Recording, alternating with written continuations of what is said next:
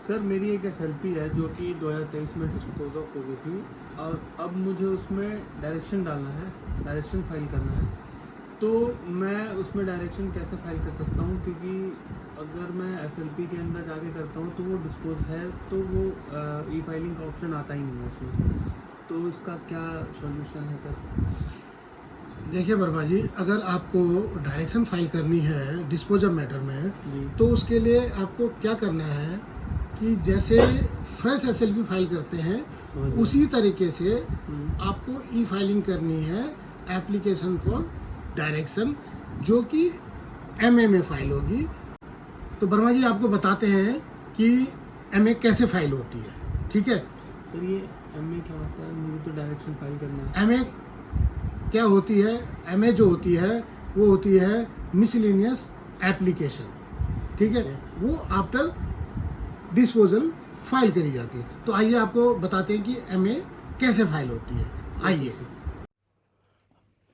सबसे पहले हम एडवोकेट का यूजर आईडी फिल करेंगे, उसका पासवर्ड डालेंगे, कैप्चा फिल करेंगे। कैप्चा फिल होते ही हम साइन इन करेंगे, जो कि हमने साइन इन कर दिया है। अब जाएंगे न्यू में, वहाँ पे जाएंगे हम केस पे। केस पे जाते ही हम पहले पिटिशनर का नाम डालेंगे कॉस्ट टाइटल में, फिर रिस्पोंडेंट का कॉस्ट टाइटल डालेंगे, फिर डालेंगे केस टाइप क्या है, मिसलेनियस एप्लीकेशन डालेंगे। फिर जाता है मेन कैटेगरी, मेन कैटेगरी में ऑर्डिनरी सिविल मैटर करेंगे। फिर जाता है स्पेशल कैटेगरी, उसमें हम अदर्स में डाल देंगे। उसके बाद नेक्स्ट कॉलम में जाएंगे तो पूछता है नंबर ऑफ पिटिशनर्स, कितने पिटिशनर हैं, तो 2 पिटिशनर हैं, 2 डाल दिए। फिर पूछता है नंबर ऑफ रिस्पोंडेंट्स, उसमें 10 रिस्पोंडेंट हैं तो मैं 10 रिस्पोंडेंट डालूँगा। फिर पूछता है अर्लियर कोर्ट्स डिटेल, नहीं है तो नो कर देना है, तो सुप्रीम कोर्ट का डिटेल आ जाएगा, उसको यस करके आगे बढ़ना है, ठीक है। फिर नेक्स्ट करेंगे, नेक्स्ट करेंगे जी। नेक्स्ट करते ही अब ये पिटिशनर का पूरा डिटेल पूछेगा, नाम डाल दिया, सन ऑफ डालना है, अब एज यहाँ पर फिलअप करनी है। अब मेल या फीमेल, ये मेल है तो मेल डाल दिया। अब ये ईमेल का जहाँ पर ये स्टार है वो फिल करना अनिवार्य है। ये हमने पिटिशनर का डाल दिया। अब आ गया रिस्पोंडेंट का। अब ये पूछता है रिस्पोंडेंट का इन्फॉर्मेशन, यहाँ पर इंडिविजुअल है तो इंडिविजुअल डालना है, अगर स्टेट से रिलेटेड है तो स्टेट डालना है। तो हमने स्टेट डाल दिया, state of Jammu and Kashmir. अब ये रिस्पोंडेंट का डिपार्टमेंट पूछेगा, डिपार्टमेंट हमने ये डाल दिया, डिपार्टमेंट डाल दिया, और इसका पोस्ट भी डाल दिया, प्रिंसिपल सेक्रेटरी। अब यहाँ पर ईमेल नंबर और मोबाइल नंबर मैंडेटरी नहीं है तो नहीं डालेंगे, एड्रेस फिलअप करेंगे, पिन नंबर डालेंगे और सिटी डालेंगे, स्टेट डालेंगे जम्मू एंड कश्मीर, और ये हमने डिस्ट्रिक्ट डाल दिया राजौरी। इसको सेव कर लेंगे। सेव करते ही अब हम नेक्स्ट करेंगे। नेक्स्ट करते ही अब हमने डालना है कि हम क्या फाइल कर रहे हैं, केस टाइप, मिसलिनियस एप्लीकेशन और ईयर। और उसके बाद ये जैसे ही मैंने कराना इसने पूछ लिया कि इम्प्यूम ऑर्डर, तो हम जो सुप्रीम कोर्ट का ऑर्डर था उसकी डेट डालेंगे। उसके बाद उसमें नेक्स्ट कर देंगे, सेव करके नेक्स्ट करेंगे। नेक्स्ट करते ही अब हमारे पास एक विंडो खुलेगी जिसमें हमने जो एप्लीकेशन डालनी है, मैंने डालनी है एप्लीकेशन फॉर डायरेक्शन। तो एप्लीकेशन फॉर डायरेक्शन हमने इसमें फिलअप करा और फाइल चूज किया। फाइल चूज करते ही हम पीडीएफ चेक कर लेंगे कि हमारी फ़ाइल अपलोड हुई कि नहीं हुई। हाँ हो गई, ठीक है।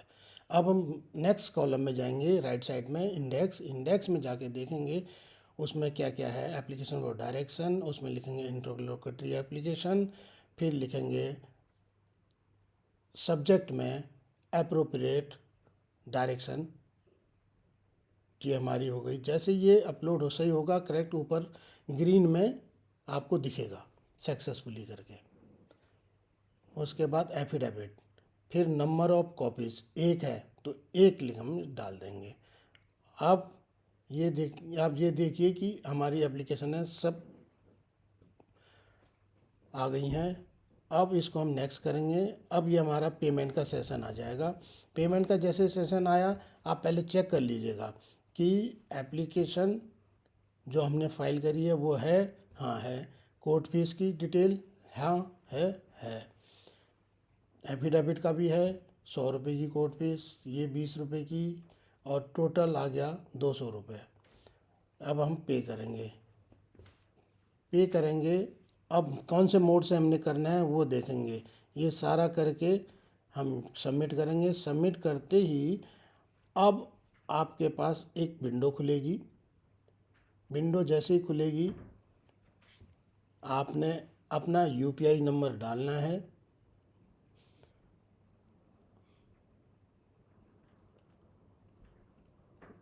यूपीआई नंबर जैसे डालेंगे, क्यूआर कोड स्कैन करेंगे तो आपके पास एक नोटिफिकेशन आएगा, उससे आप पेमेंट करेंगे तो आपकी पेमेंट कंफर्मेशन आ जाएगा, ये सक्सेसफुली पेमेंट हो गया है। अब आप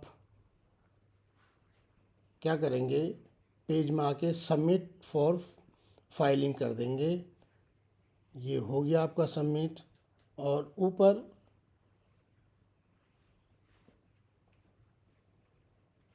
सबमिट होते ही ऊपर आ जाएगा डायरी नंबर।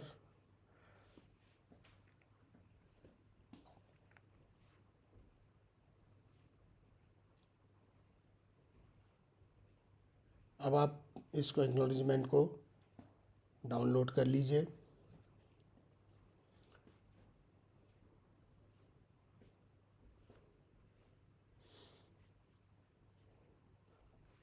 अब आप ई फाइलिंग हिस्ट्री में जाएंगे तो नीचे आपको दिखेगा किसको मार्क हुआ अलॉटेड,